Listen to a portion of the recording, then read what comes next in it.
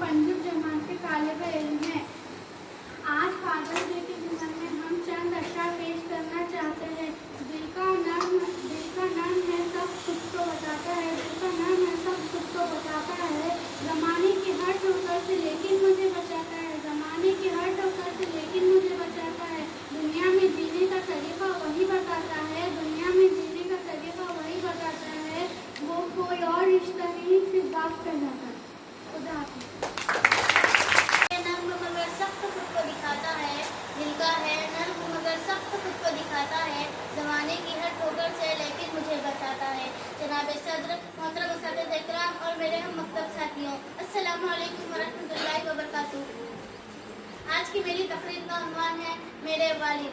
वालिद वो हस्ती है जो अपने अंदर पूरी कायनात का प्यार, मोहब्बत, खुलूस, बर्दाश्त, हौसला समेटे हुए है। जनाब सदर, दुनियावी रिश्तों में सबसे अहम रिश्ता माँ का कहलाता है, लेकिन उससे भी अजीम रिश्ता बाप का है। वालिद के माँ के कदमों के नीचे जन्नत है, लेकिन बाप जन्नत का दरवाज़ा। माँ जन्म देती है तो बाप सारी उम्र मेहनत मजदूरी करके पालने की जिम्मेदारी लेता है। ये अल्लाह की नेमत है। बस अब मैं अपनी तकरीर एक शेर पर ख़त्म करना चाहूँगी। मुझको छाँव में रखा और खुद जलता रहा धूप में, मुझको छाँव में रखा और खुद जलता रहा धूप में।